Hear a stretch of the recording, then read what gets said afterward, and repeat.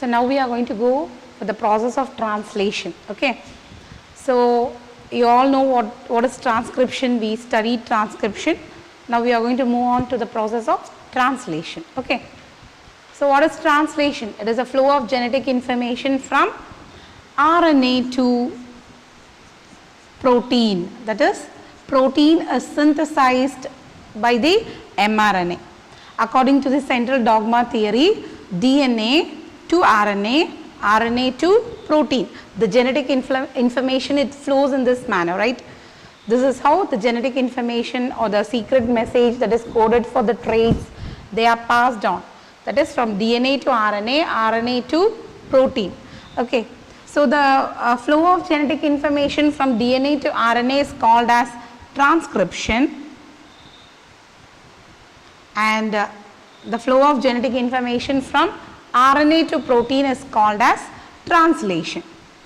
So in last class we saw how the coded message or the secret message from the DNA, it is being copied by the RNA, and how it is coming out of that nucleus, and it is entering into the cytoplasm. Up to that we saw.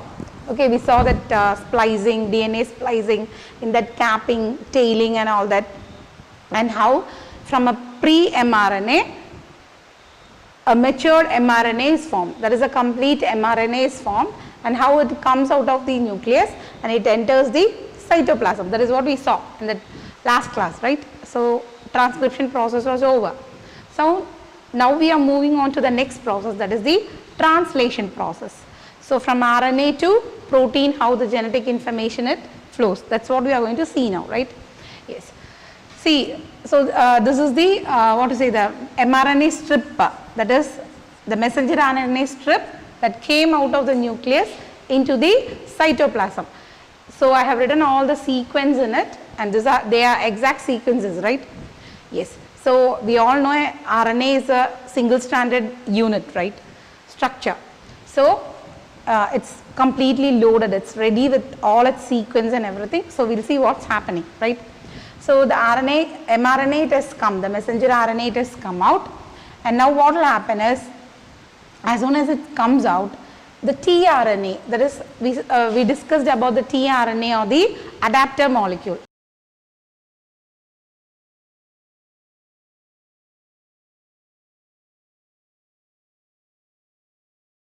So the tRNA or the adapter molecule, what it will do is, it will bring in the consequent amino acid sequences. It will bring in the corresponding amino acid sequences to bind with this complementary sequence of the mRNA. So according to the sequences that is available on the mRNA. So what we have to remember here is, according to the sequences that are available, the codons, right? That is what we discussed in the last classes about the codon. So according to the codons or the sequences that are present on the that is mRNA, what this tRNA will do, it will bring that corresponding, it will add on that corresponding amino acid sequences. That is, that corresponding codon will be present in the tRNA also, and what will happen is, the amino acids which is corresponding to these codons will be added. So that is what we studied in what is genetic code, codon and all that things, right? So the amino acids which is corresponding to these codons or these sequences, they will be added, and these amino acids, they will be converted to protein. So this is the process of translation. Okay, so I am putting it again for you. It is translation is nothing but the process of polymerization of amino acids to form polypeptide. Okay, it is the polymerization of it is the process of polymerization of amino acids to form polypeptide chain. What is polypeptide chain? It is nothing but protein. Okay, so what happens is, we just see here, right? So a tRNA is present here, that is transfer RNA is present here, that is, it acts as an adapter molecule. So what it will do is, it will come and it will bind with the corresponding sequence present in the mRNA. The tRNA will come and bind with the corresponding sequence present in the mRNA. Okay, after this occurs, what happens is, like, it will be carrying the amino acids, right? It will be carrying the amino acids. So what happens here is, an amino acid will be added to the tail of the tRNA. I'll just put it for you in a simpler diagram, okay, like how we studied while drawing a tRNA. So in that way I'll put it for you. So you just think this is a tRNA molecule. So tRNA molecule. So what happens is, an amino acid will be added at the tail of the tRNA. An amino acid will be added at the tail of the tRNA, and that addition of that amino acids to the tail of the tRNA is called as amino acylation. So what is amino acylation? Addition of an amino acid or binding of an amino acid to the end of a tRNA is known as amino acylation. So when a tRNA is bound at the end or its tail by an amino acid, that process is known as amino acylation. Okay. Addition of amino acyl group to tRNA. It can be put in another word also, that is addition of an amino acyl group to a tRNA in the presence of ATP. So from where does the energy for this binding obtained? That is, when an amino acid is bound to the tail of the tRNA, some amount of energy has to be used there. It has to be utilized there, right? So from where does that energy necessary for forming a bonding between this amino acid and this tail of the tRNA obtained? It is obtained from ATP. Okay, adenosine triphosphate. Adenosine triphosphate is the energy provider. We all know that is the energy currency for us in our cells, right, in the mitochondria. Mitochondria is the powerhouse which carries the energy currency, ATP.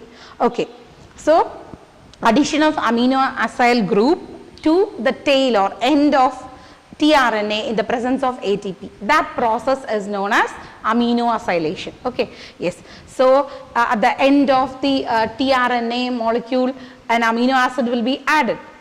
Okay, after this amino acylation process, what happens is, now this tRNA is said to be charged. When an amino acid is added to the tail of a tRNA, it is said to be charged, right? Yes. So what happens when this is when an amino acid is it is bound with the tail of the tRNA, when it is said to be charged, what happens there? What will happen there? See, one thing what you have to remember here is the bonding between this amino acid and the tail of the tRNA is a bit feeble. The bonding, it will be high energy, it will have high energy, but the bonding will be unstable, the stability will be less. So what does it mean? So when you have high energy, actually you should be more stable, right? That is what we will think, right? No. See, when you have less energy, you think you are very tired today, you are very weak today, what you will do? Will you be playing here and there, jumping over, doing work? No, we will sit in a place, right? We will sit quietly in a place. In the same way, when we are having more energy, only we will be jumping here and there, we will be doing all the work, we will be pulling this, pulling that, doing this, right? So when you are not having energy, you will be sitting in one place. You will shrink into yourself, and you will sit in one place and you will say, I am very tired. So the same thing happens here. A high energy bond, high energy high energy but weak bond is formed between this amino acid and tRNA. You have to remember this point. Okay, so a high energy weak bond is formed between the amino acid and the tRNA, right? Yes. So see, and the other thing is the total energy for this polymerization reaction is provided by ATP. Okay, yes. So now we will come back to amino acylation. Okay, after amino acylation, that is after the addition of amino acid to the tail of the tRNA is said to be charged. Okay, so one thing you have to remember here is it is a high energy weak bond. High energy weak bond is formed, okay, with less stability. You have to remember that. Okay, so next what happens is the tRNA, it will be said to be charged tRNA. The tRNA is said to be charged tRNA or amino acylated tRNA. The amino acid is said to be, the tRNA is now said to be charged tRNA or amino acylated. Okay, amino acylated tRNA. This is how we will address the tRNA now. So what happens next? In the same way, see, not just one tRNA will be coming and binding there, right? There will be so many tRNAs, so many adapter molecules. So there will be so many codons and sequences on the messenger RNA. So what happens is, in the same way, another tRNA will come. Another tRNA charged with another amino acid, that is, another charged tRNA will come and bind there, right? So when two tRNAs, they come closer to each other because they both are charged. So you are able to see here another tRNA that is also having an amino acid at its tail. You are able to see that another tRNA which is having that is an amino acylated tRNA which is having another amino acid at its tail is also coming and bonding along bonding with the sequence corresponding to it on the mRNA. So two charged tRNAs are present nearby. When two charged particles they come nearby, what happens? Obviously there will be a breakage, right? So when two charged particles they come together, what happens is there will be breaking of some point and there will be binding or formation of some bond. Okay, so what happens here is when the two tRNA they come nearer or closer to each other, the amino acids they will come closer and or they will be bound together. That is, more sequence of amino acids will be added to the already present amino acid on the tRNA. This is what is going to happen. So how these amino acids they will be bound? How these amino acids they will be bound? They will be bound by the peptide bond. They will be bound together by the peptide bonds. So how is this peptide bond formed here? It is formed by the energy obtained from the ATP. So from where is this energy obtained from the ATP? Because two charged tRNAs they are coming closer to each other. So when two tRNA or when two charged particles or two charged bodies they come closer to each other, obviously energy will be released.